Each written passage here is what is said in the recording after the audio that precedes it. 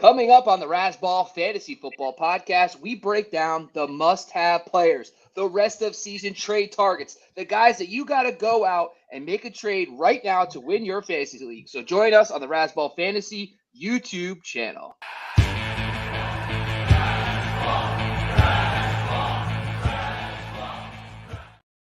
All right, let's bring it in the Razzball Team, folks.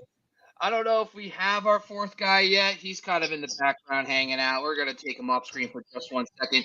It's going to be a quad box. We have promised quad boxes. We only go quad boxes. We got Derek _Favret on Twitter. We got Matthew Styles at Styles08 on Twitter. Myself, Fat Bobby Lamarco. By the way, Matt, do you want to make an announcement about a name change potentially for the Razzball site? Has that been official yet?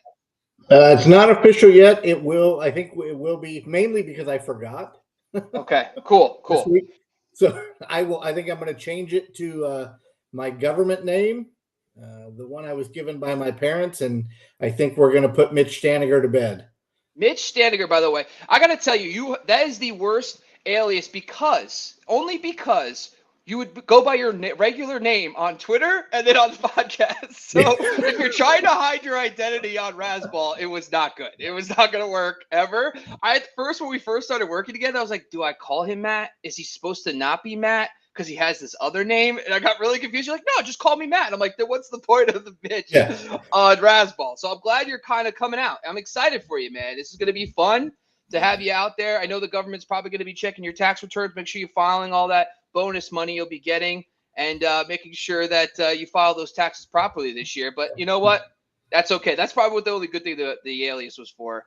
All right, Sky Gawasco, we got him in. You can follow him at Sky Gawasco on Twitter. What's going on, Sky?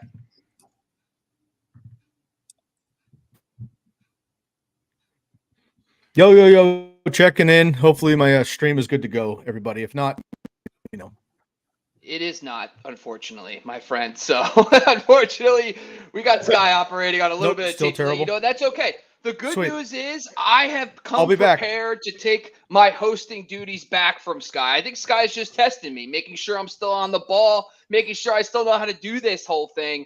Before we get into our by the way, today's show, we're scrapping it. We decided, you know what? Today we're going to focus more on must-have players rest of season. The trade targets you need, the guys you need to go get right now to help you win your fantasy league. And honestly, I love today's show because honestly, these guys are interesting. We have some studs, guys that preseason were first-round picks who have not necessarily been first-round picks up to this point that we still think we should buy. We also have some guys that maybe in much shallower leagues could be on waivers that you can go get right now as well. So we have every kind of spectrum you can think about here to help you build a roster to win your fantasy playoffs and get you a championship this year. So I'm excited for that. Before we get into all that, we do have some questions from the team here.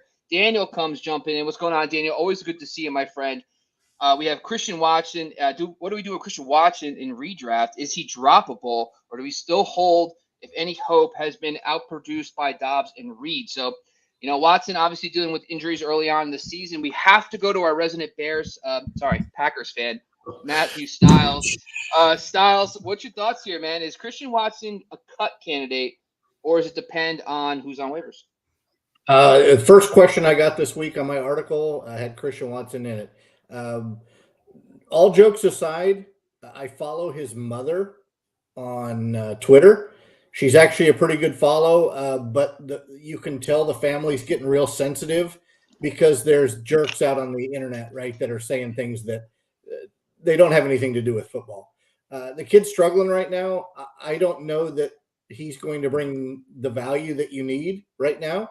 If he's just collecting dust on your bench and there's a Noah Brown or maybe an Elijah Moore or a Rashee Rice that's out on your wire, those players are more apt to be able to be started by you. So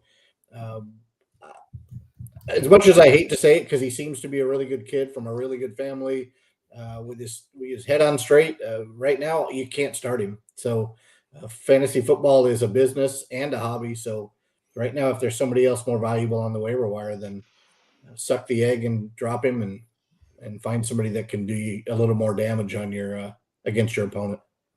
I don't love to say it, but it is what it is at this point. Which thoughts? Yeah, for me, I'm a hold, actually. Looking at this upcoming schedule, 4 of the next 5 games are against lower tier defenses, against wide receivers.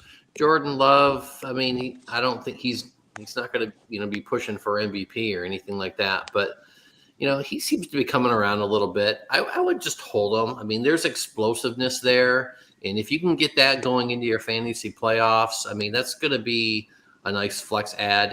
Maybe he bursts out like he did last year, or maybe like a Puka